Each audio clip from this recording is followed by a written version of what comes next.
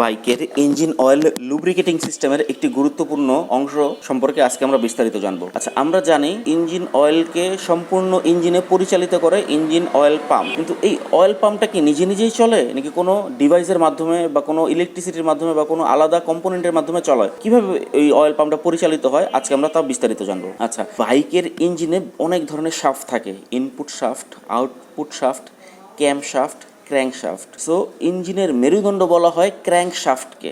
এই ক্র্যাঙ্কশাফটের সাথে যুক্ত থাকে হচ্ছে কানেক্টিং রড, এবং কানেক্টিং রডের সাথে যুক্ত থাকে পিস্টন এবং পিস্টন রিং। আচ্ছা, এবং এই ক্র্যাঙ্কশাফটের সাথেই ইঞ্জিনের ডান পাশে এই দিকে ইঞ্জিন অয়েল পাম্পটা যুক্ত থাকে। ইঞ্জিন স্টার্ট নেওয়ার পরে ক্র্যাঙ্কশাফটটা যখন ঘুরে তখন পিস্টনটাকে অগ্রপশ্চাৎভাবে উঠানামা করার মাধ্যমে ইঞ্জিনটা শক্তি পায়। তখন ক্র্যাঙ্কশাফটের এই দিকে ক্র্যাঙ্কশাফটের সাথে একটা গিয়ারের মাধ্যমে ইঞ্জিন অয়েল পাম্পটা যুক্ত থাকে। সো ক্র্যাঙ্কশাফটটা যখন ঘুরে ইঞ্জিন অয়েল পাম্পটাও কাজ করে। সো ওটা যখন কাজ করে, সো ইঞ্জিন অয়েল পাম্পটা ইঞ্জিন অয়েলকে সম্পূর্ণ ইঞ্জিনে পরিচালিত করে। সো ইঞ্জিন অয়েলটা এইভাবে সম্পূর্ণ ইঞ্জিনে সরবরাহিত হয় ইঞ্জিন অয়েল পাম্পের মাধ্যমে, এবং পাম্পটা পরিচালিত হয় ক্র্যাঙ্কশাফটের মাধ্যমে। সো অটোমোবাইলের এই ধরনের টেকনিক্যাল ইনফরমেশনের জন্য আমাদের সাথেই থাকুন। ধন্যবাদ।